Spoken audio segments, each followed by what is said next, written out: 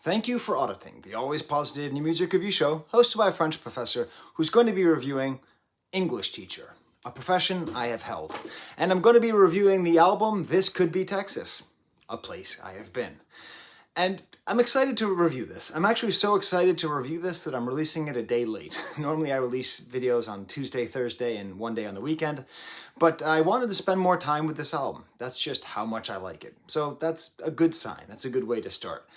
And it's another entry into this, renaissance? I don't know what we call it.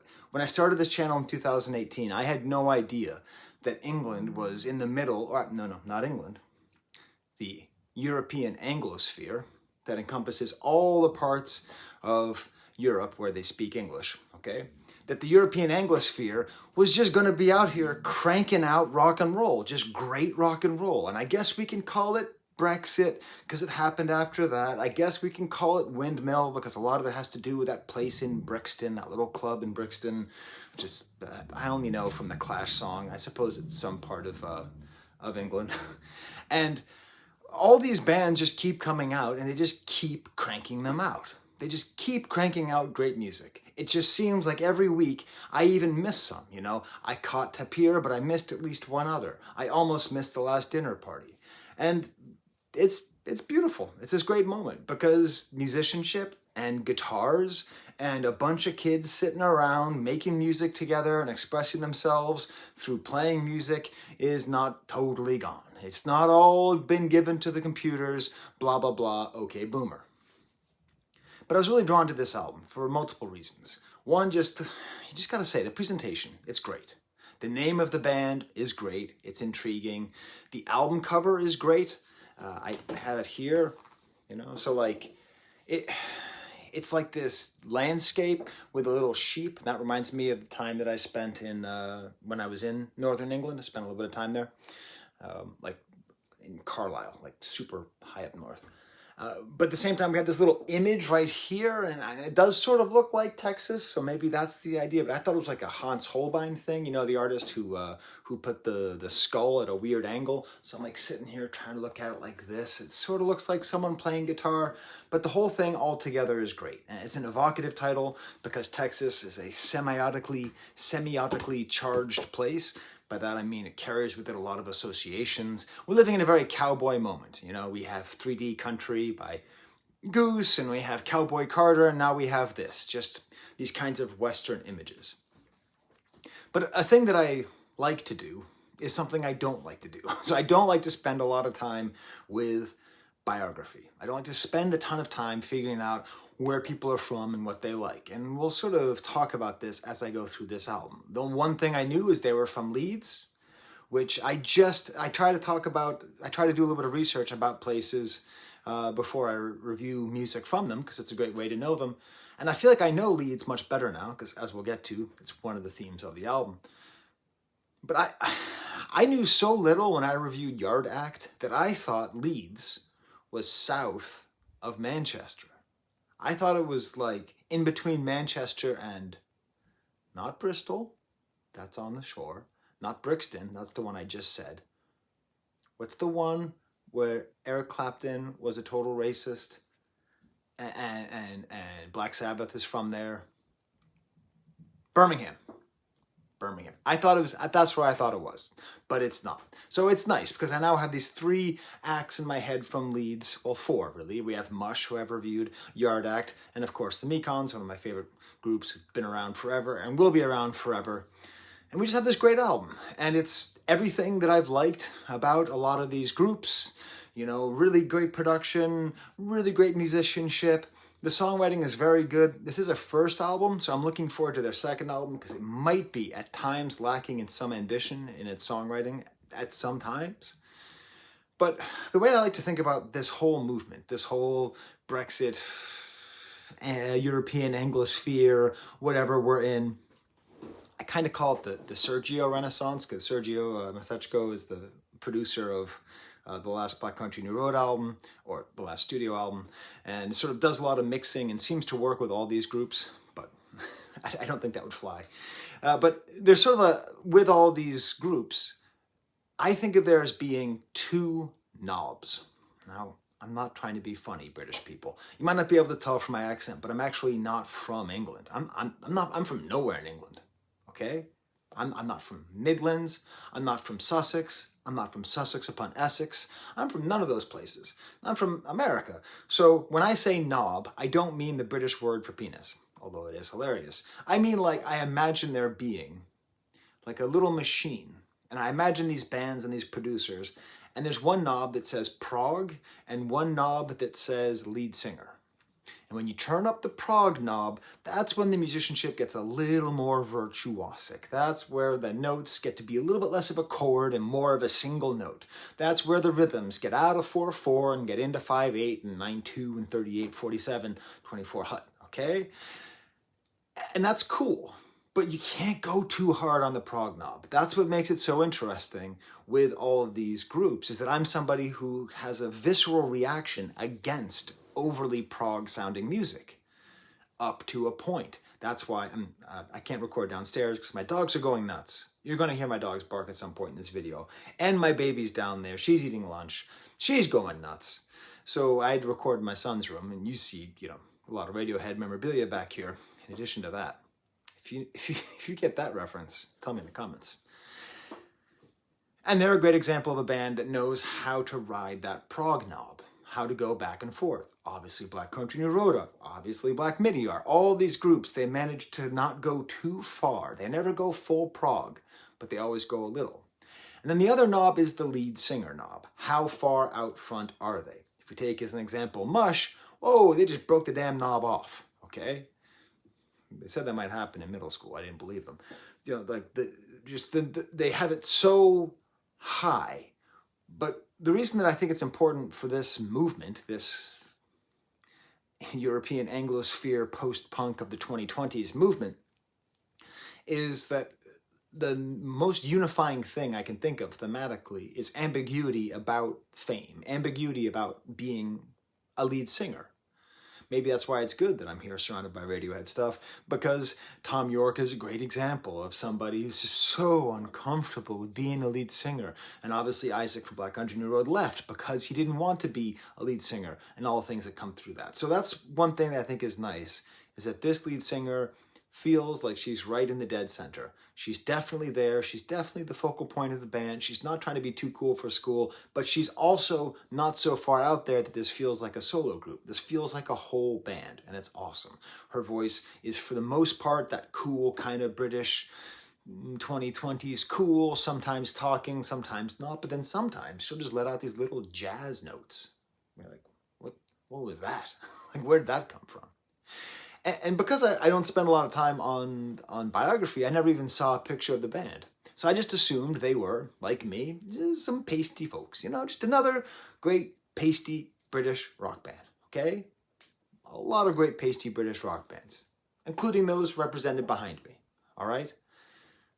Not George Maharis. That man was tanned. I don't think he was British. But then I got to this lyric, the first time I was listening. Despite appearances, I haven't got the voice for R&B. And I was like, you can't say that. Like, that implies that people expect by your appearance that you would sing R&B, which means they expect you because you don't look white or something. And because I had no idea, and then I looked it up, and it turns out that the lead singer is not white. Now, I wasn't even going to mention this, but I had to say something about it. The fact that she's not white matters. And also, it doesn't matter. In terms of those things being true at the same time, I want to talk more about it, okay? Because I listened to the entire album, and up until that line, I didn't have any indication. Sure, I could pick up on a lot of sense of alienation, a lot of anger at class, all that stuff, but up until that line, there was nothing to it that indicated that there was someone who had been racialized as non-white singing to me. But the reason that's interesting is that it adds another element to the alienation that is at the heart of so much of this music. So much of this music is, and so much of great British music is about alienation. I grew up, that's why I related to Morrissey, Like, I felt so alienated because I played video games and liked German New Wave cinema. Do you understand how hard I had it? That I was probably smarter than a lot of people in my class? Oh, so sad.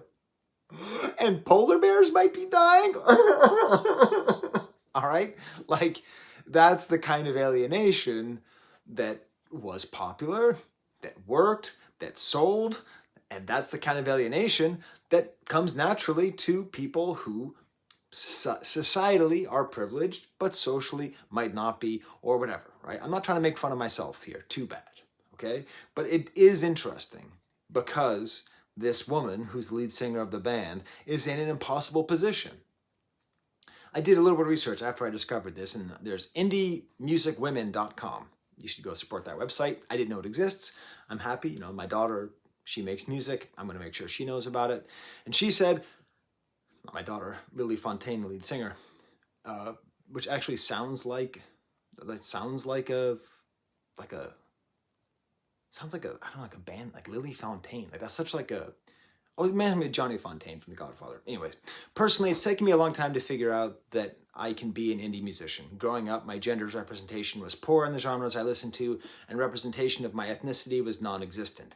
I can feel overwhelming sometimes when I notice I'm the only woman of color in the room. For some reason on the website, they misspelled the word color and added a U in there. I don't know. Try spell check. And what makes it so interesting is that she's totally damned if she does and damned if she doesn't. Because if she talks about race and gender too much, then it will be perceived of as a crutch. And if she doesn't talk about it at all, then it will be perceived of as something that she's trying to avoid. It's an impossible place that she's put in. And that goes for being a woman as well as being a person of color. But fortunately, you know, Black Country New Road is now, 50-50 male-female. And if my dream comes true and Lauren Otter becomes the new lead singer, then it'll be more female than male. But it just creates this whole issue where I don't read NME, I don't read Melody Maker, I don't read anything. I don't follow blogs, I don't go on Twitter. But I imagine that she is also discounted for this thing that made it harder for her to achieve. Now that she has achieved anything, that success will be discounted. It's what happens in America and most places anytime there's a non-white person in any position of power or authority whatsoever, they're immediately discounted. No matter how many extra hurdles they had to get to that place, the second that they arrive at that place, they are cut off at the ankles. So it matters because this is an artist who is using a great art form that is often used to express a feeling of alienation, who is expressing a form of alienation which is rarely discussed or rarely expressed in this form of music. That kind of alienation is usually expressed in rap or, R&B. Do you see? Do you see why it's interesting? But it doesn't really matter because the album isn't, as far as I can tell, and I'm no expert, I'm just talking here, as far as I can tell, this album isn't really about that. It isn't really about being a woman of color in this space. It's largely about class, which, who knows, maybe, obviously class and race are often associated, but it feels like it's also a very northerner album, so I don't live in England, but I understand that there's a big division between the North and South. And this album is a lot about where she's from in Leeds, to the point where I want to go to Leeds because this album is like a freaking tourism brochure. Like, go and see this. Did you know on this hill there was a witch hunt? Did you know I'm all excited about going to this place. And I don't think that's silly. I think that's important because it shows that we're at the beginning of a journey with this band, where they're a band from Leeds and they're making their way. And I imagine the next album is all going to be about how much it sucks having to live in London. How much you have to deal with, how you have to deal with London and being around a bunch of London phonies and all that. And I can already sort of feel it develop and go. And I can already hear all the people say, the second album isn't as good as the first. And I guarantee you, put this on tape. Professor Sky guarantees you, English teacher's second album is going to be better than their first. And everyone's going to think it isn't. That's just the way it works in this genre. Another thing that's great about this album is its production. So I listened to the whole thing, really enjoyed it, and I thought, wow, this is a really well-produced album. Like, I don't know, because a lot of these albums tend to have sort of like super producers, like James Ford did the Idols album, and Kenny Beats, was on there too, and you often have sort of these big names doing stuff, and it's someone I'd never heard of. Her name is Marta Salongi, and it's very tasteful, very well mixed. It's not overproduced.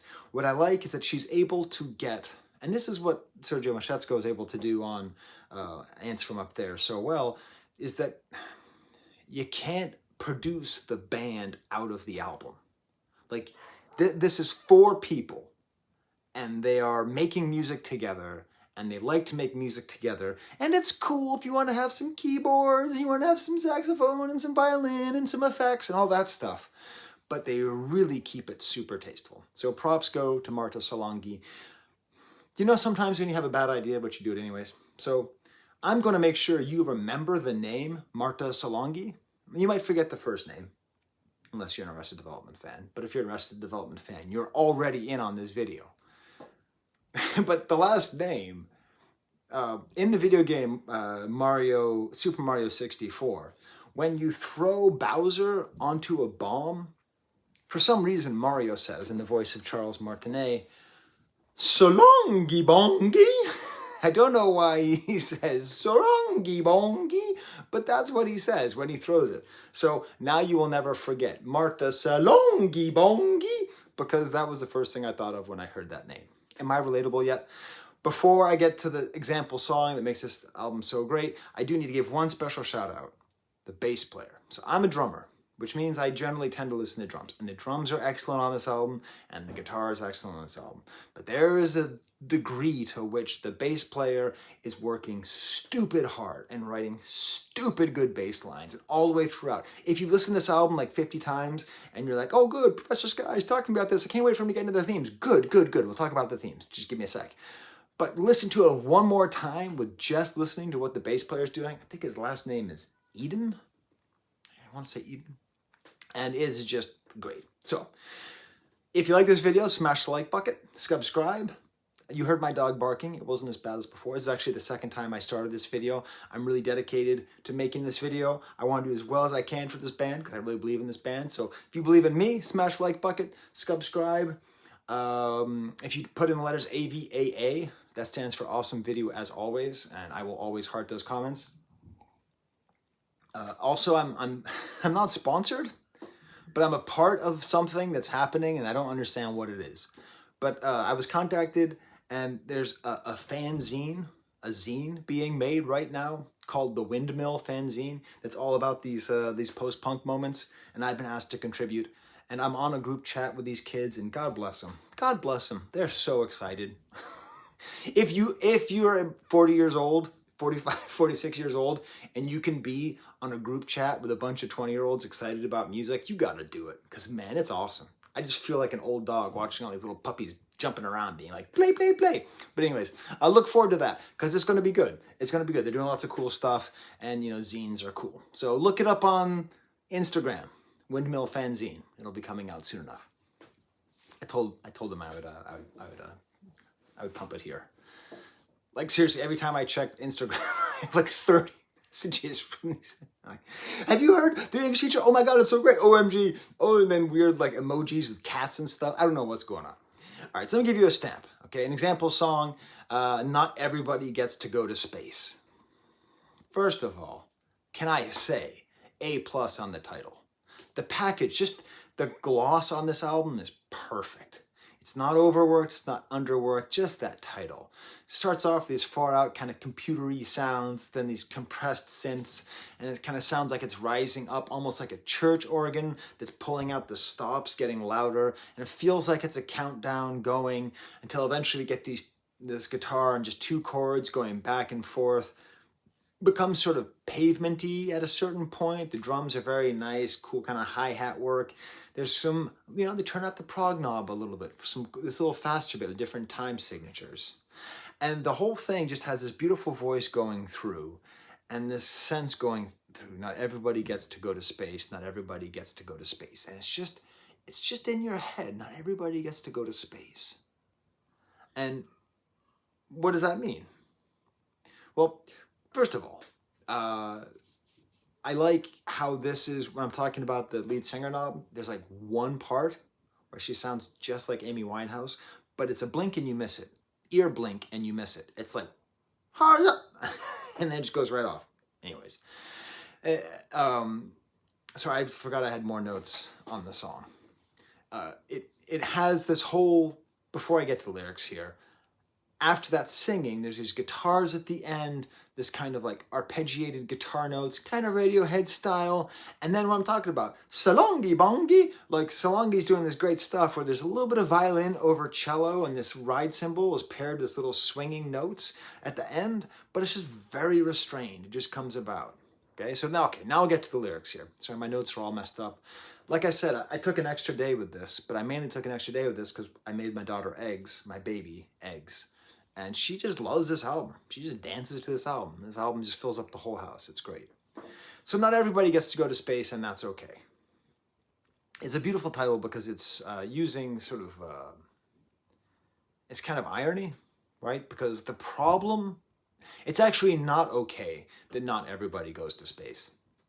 The problem is that some people go to space, and who goes to space. And I would like to put forth that this song is the perfect 21st century accompaniment to Whitey is on the Moon by Gil Scott-Heron and the Last Poets. If you don't know that song, 1970, 71, 69, around that era, and that, a rat done bit my sister Nell, but Whitey's on the moon.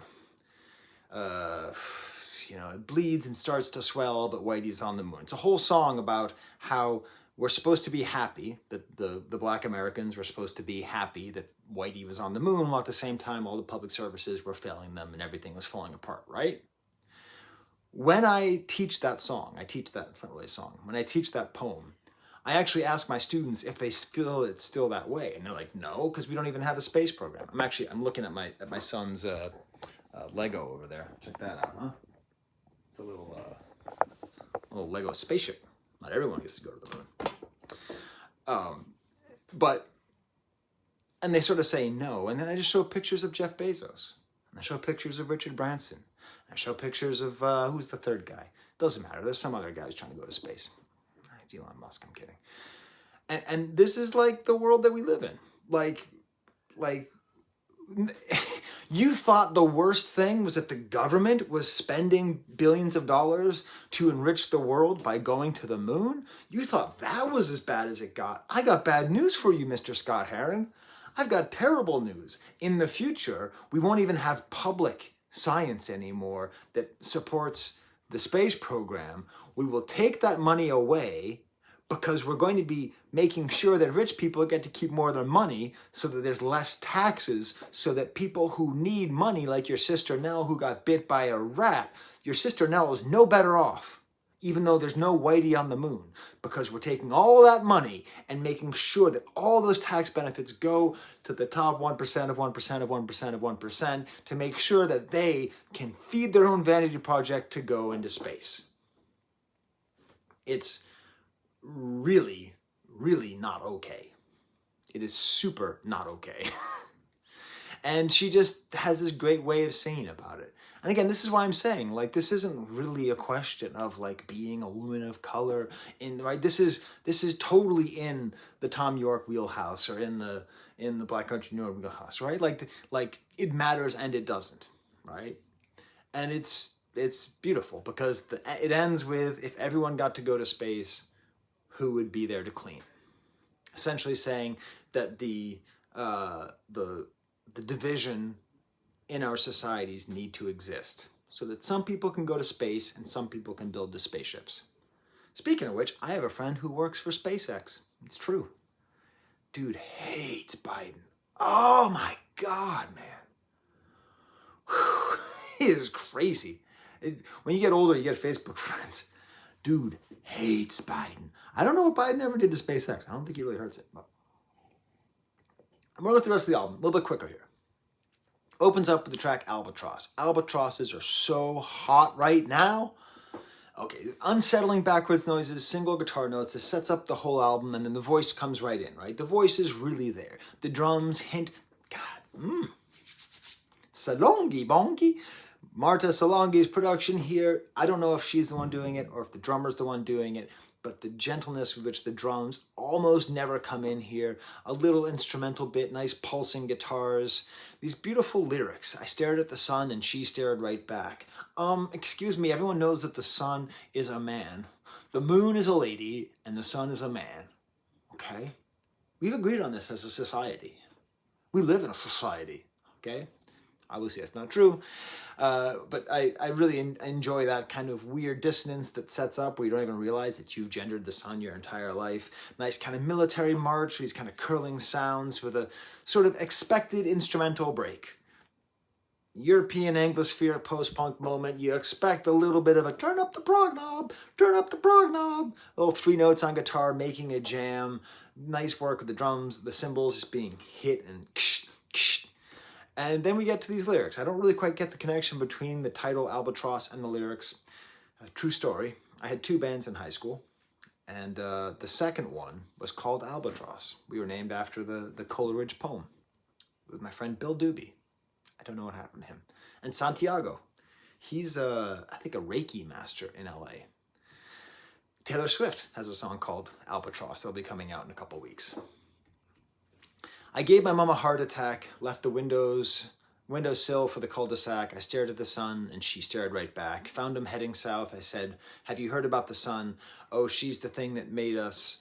She's made everyone. They said, don't think you're special. She's not the only one. Have you seen the sky at night? There's millions of them. I don't quite get this, but I get this sort of as a sense of feeling like you think you should be special, but you're not. The next track is the world's biggest paving slab. And this is what I'm talking about with like the way these songs are written. Like this feels a little undercooked in its writing, but I might be wrong. It might be just right. Very kind of fun little ditty. Almost the Salongi Bongi. Marta Salongi has this cool thing. Maybe a Salongi. Maybe I should stop joking around them. I apologize. I can't help it. At the very least, though, you've memorized her name because of my stupidity. So have I not done something for the world? These single notes, it's almost like a little funk jam.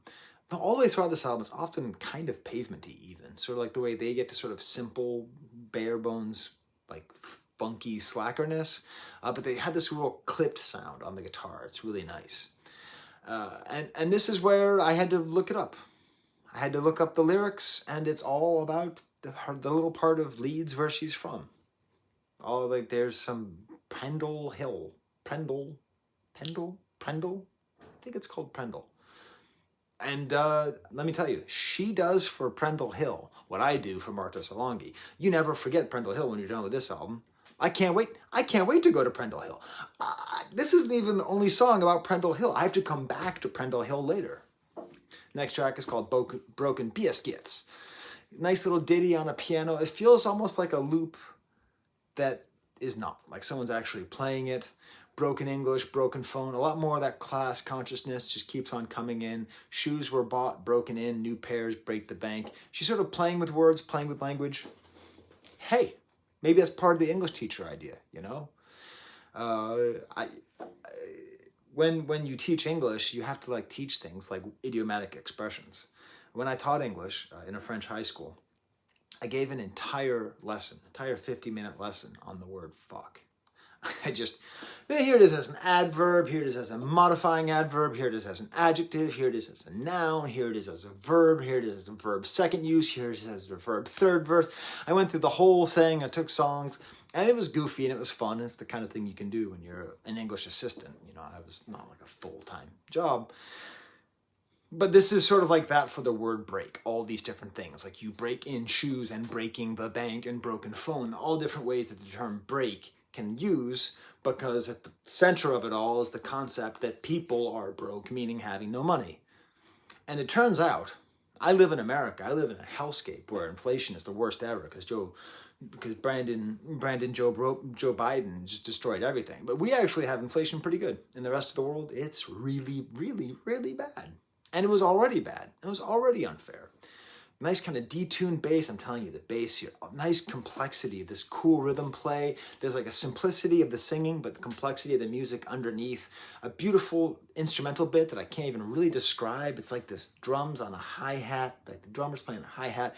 It sounds like the bass player is playing with a pick. It's really nice. This guitar comes in, just cool, and it talks about blame the council, not the rain. That has something to do with class. Can you tell me in the comments if you're British? Please, dear God, I don't understand what the council is. I understand council flats are like projects, but what is the council? Like, what does that mean? Please tell me. Hey, I'll explain some Texas stuff to you later. Next song is called I'm Not Crying, You're Crying. Voice and guitar, all these things that she's not. This reminds me actually pretty favorably of sort of noisy Johnny Marr guitar playing, you know, so not like his super precision-y, but his more kind of like rockabilly stuff. Nice active drums. At a certain point, a male voice joins her. I'm not steady, I'm not ready, I'm not her, I'm not near, I'm not here, I'm not there, I'm not sorry, I'm not out, I'm not loud, I'm not holy, I'm not lonely. I don't know. Again, like, I'm not in the mind of this singer, so all I can do is listen to these things and sort of hear this feeling that she feels she's supposed to be a lot of things and she's not those things. And, you know, I'm not crying, you're crying. This is, in the great tradition of Thom Yorke, taking a fixed expression, a cliche, a truism, any of those words that indicate some kind of banal thing that is said and repeated without thought, and sort of recontextualizing it here. And this little jam on here with this new guitar melody is a reminder this is a real band. Mastermind Specialism is the worst named song on the album. Mastermind Specialism. Acoustic guitar, a little bit of feedback as well with an electric guitar. A nice downbeat moment, which is necessary at this point in the album. And this bassist, working hard. Eden's working hard. Earning his hazard pay. And this is some of my favorite lyrics, though. I am the lamb you had for your tea. I am the tiger who came. I am the bag you boiled her in. The water, the teeth, the flame. I don't know. I don't quite get this. Maybe the spotlights aren't for me. Tinker, Tailor, Soldier, Spy, Nosferatu, Terrence T. I don't know. She's getting a little bit far out there here. But there's this beautiful lyrics about, did you hear about the wife who never made it down the aisle? Like, again, maybe some more of these questions about, like, what are you if you're not other things? Damned if you do, damned if you don't. Doctor Who and Doublethink, the path not took, the fork in the road. Hey, I'm not like, you know, Mr. Patriotism here. But I will admit, Doctor Who is a very successful show. I once dressed up as Doctor Who for Halloween. I pulled it off. It was like 10 years ago. I pulled it off 10 years ago. And Doublethink, of course, comes from George Orwell, one of the greatest authors in history, a British guy. But you can't then throw in the path not took, the fork in the road. That's Robert Frost. He's one of ours. We don't have a lot of great poets here in America. So you don't take Robert Frost, don't throw him in there with Orwell and Doctor Who. And then again, the bass is just given his space to do his thing here. Just the bass is so good, this little bass and piano. God, I hope I got the name right of the bass player. This Could Be Texas is the title track. Next track, voice and piano, non-rhyming opening, more cliches, wisdom of the crowds, the more the merrier. Once again, the bass player is the star here. The country is a state and the state is in trouble. Okay, so what does this mean? This could be Texas. I think what it means is that Texas is the Wild West. It's a place filled with guns and misery and inequality. So maybe that's just saying that essentially that England is becoming like Texas, like all of the negative things that you associate with Texas. Conservatism, racism, bad social support is happening in England. I don't quite know what this is. Nice little Philip Glassy prog jam. Turn up that prog knob. My baby loved this song. She was just dancing. And then this mournful violin, Nice pianos over it, resolves sweetly, and then it leads directly into the stamp. Then we get to R&B, that song that I mentioned earlier. Low bass rumble, and the bass is just working super hard again. Got a taste of what it feels like to be enough. And it seems to be about like writing music for people, writing R&B music for people, but not singing it, and her difficulty, even though I've seen more color shows than KEXPs. I believe color shows refers to the YouTube channel about like the colors, the music. I don't quite know. But again, here we are, the alienation of the deeply alienated. That the way that your face looks, just the color of your skin, indicates that when you start to sing, people expect you're going to sing in a certain way. That sucks. And I'm glad there's a song about it. Nearly Daffodils, another great title. That makes up for the, what was it? The Positively Specialism, or whatever that was. Very cool fast drums played on the rim, noodly bass, again. Bass all the way throughout this album, some distorted guitars come in, beautiful production here by Salongi. Just breaks in this nice little happy moment. There's a reason the first 9 months don't count. If you don't know, I have a baby. I have a freshman in college. That's whose room I'm in. I have a junior in high school. And then I have a 16-month-old baby. And I have a baby who's coming. And it's true. The first 9 months, you don't count them. Even though this is a pretty important time in the life. Nice kind of simpler breakdown here. And then later a full-on windmill. Like a full windmill prog knob up to 6 or 7. Not up to 10. We're not talking Rush. But we are talking interlocking individual notes and guitar nuttiness and drum nuttiness. At this point, I had fed my daughter the eggs, and she was holding onto her fork and just going like this to this part. She was like, "She's really liking this here." The best tears of your life. Oh my God, this right here. This could end up being a hit. And it's funny because this could end up being a hit because it's not actually what the rest of the album is like. It seems to be about the difference between like the chlorine of a beach versus the beauty of an ocean. And it's got this like weird kind of artificial, the best tears of your life. Like it's this weird artificial semi-auto-tune sound, which obviously she doesn't need. And she's talking about, I'm working in the South of the USA. No one understands what I'm saying because she's got the accent, which of course is funny because she probably doesn't understand what they're saying because they're from they're in the southern United States. And it's all about the sadness of leaving and the difficulty of traveling. And it's just this melody just keeps coming back, this beautiful, awesome melody. And it's a great reminder. If you are young, and statistically, most of my fan base, most of my auditors are young. Being young totally sucks. Don't let anybody tell you they're the best years of your life. If your youth is the best years of your life, then you have led a bad life. Okay? The only thing is the physical recovery is nice. It is nice. The lack of certain obligations is nice. But the actual joy in life comes from those obligations. That's the little trick that the alcohol companies and credit card companies don't want you to know because they're too busy wanting you to YOLO your way into submission. They're not the best years of your life. They're just not. It's awesome. Just take it easy on your brain. Don't nuke it. Don't develop any addictions. Don't nuke your brain. Just treat your brain with respect. And by the time you hit your 30s, your 40s, then it becomes awesome. You Blister My Paint. funny track. Kind of like a jazzy song. Who doesn't like the sun? Again, very sort of jazzy piano. There's a little bit of French in here as well. And then we get to the track Side Boob. I was excited for this one because that's a funny title. Even jazzier. I'm telling you, I think that Lily Fontaine could do a jazz album. Oh shit! I'm not saying that because she's not white. And then I'm not saying that. I'm just saying that she could do a jazz album. Like she's good. But not because that's racially expected, but just because that's the quality of her voice. And right here, we sort of have that. And I was like, what the hell is this song about?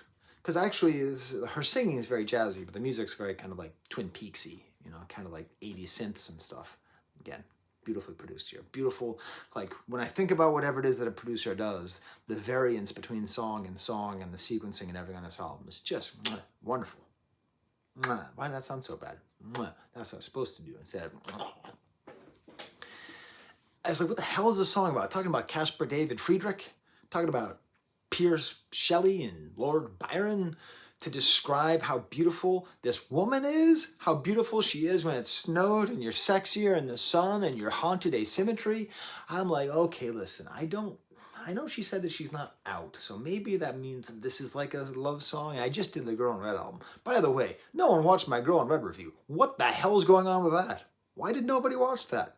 I said, A, that's a great album, and 2, it was a good review. That's okay. The algorithm's mad at me. It's mad at me. I don't know why. I didn't do anything. I swear I didn't do anything, Algo Kitty. I've been good to you. I even use Threads. It's true. I do movie reviews on Threads now. Because, you know, when I do videos, when I listen to music, I watch a movie on mute. And so I give a review of the first hour movie on mute. That's what I do now on Threads. I swear, Algo Kitty, I'm trying to be good. Anyways, so I'm sitting here, I'm like, what is this about? Oh, okay. I'll tell you what it's about. I did the research. I looked it up. I said, what is side boob about? Because it doesn't actually seem like it's about a woman. What is it actually about? It is about Prendle Hill. You see? I'm touching her boobie. You see? Looks kind of like a little boobie, doesn't it? I don't know. But I guess that's the idea. This is that hill. Now, when I think of my stupid bucket list, I got to go back to England, and I got to see the windmill, and I got to do all that stuff, and I got to... But I really want... This is like now up there. When I was a kid, I was fascinated by Hadrian's Wall, and I'm like, someday I'm going to go to Hadrian's Wall. And then I went to Hadrian's Wall. It was cool. Smaller than I thought it would be. Big, beautiful Hadrian's Wall. So this is my new landmark in England that I need to get to. And no, I didn't go to Buckingham Palace when I was in London. I went to Muswell because I wanted to go to the Muswell Hillbillies where the Kinks are from. By the way, that's the way to travel. Don't do the thing unless it's connected to something awesome. So this is my new goal, is to go to Pendle Hill and see the side boob, because this whole album, this whole song is about how beautiful this mountain is, which is the other reason that I have this up here, because she's trying to do something with these lyrics that people stop trying to do. She's writing a love letter. She's writing a love letter to a place. She's making a poem about a place. You can't do that. That's not rock and roll. It's got to be about a woman, or it's got to be about drugs, or it's got to be about something. It's great. And mountains, you know. I went to a camp in Wyoming. That's a cowboy. It's actually a cowboy camp. It's terrible. Someday I'll tell the stories. I have some of the worst stories of sadism and misery you've ever heard about my time in cowboy camp in Wyoming. But the name of the mountains are called the Grand Tetons, which literally means in French, big tits, because French explorers saw them and said, look, big tits. And my ex-mother-in-law used to wear a sweatshirt that said Grand Tetons. This is very funny. Hard not to laugh. And the album ends with Albert Road. This must be another road in Leeds. I couldn't quite figure out where it was, but this really puts a little cap on the whole class aspect of this album. The world around us never showed how living can be fun. It's all about like stuff in public housing and about primary colors on the way to the public house to break up the fight between a mistress and her mother and her lover and his spouse. They don't have other prejudice to heart. They hate everyone. The world around them never showed them that loving can be fun. That's why they are the way they are and why they don't get very far. I think this goes really well. It's this nice big ending. My favorite part of the whole album. I'm here 43 minutes in. 43 minutes into a 50-minute album. I'm going to tell you my favorite part. Again, it's literally singing. The way she sings at a certain point in this epic instrumental bit, okay, it's even better than I just did it there. I don't really know how to do it. I don't know how she gets this tone. She gets this tone that's like 1 picoliter off, like a little bit off, and just have all this power and all this strength and all this emotion for this great big ending of a great album. So there it is. That's my review of Better in Texas. I can't believe it's not Texas. What is the name of this album, Sky? I cannot believe the dog stopped barking. This could be Texas by English Teacher. These are my Patreons. I think I am going to buy this album. I think I am. It's just really good. All this music is just so much fun to listen to. All this great rock and roll that's happening. I also give a chance for Patreons to get a special shout out at the end. It doesn't matter what side you're on. You can be on this side. You can be out with the little guys over here. Only giving $3 a month. Only. Jesus Christ. Only $3 a month. Thank you to all these people. You're giving me money for stuff that's free. That's awesome. So Zach wanted a shout out. He really likes this album. So props go to Zach. Good. The dogs are barking. It's okay that the dogs are barking. I'm done now. Whew.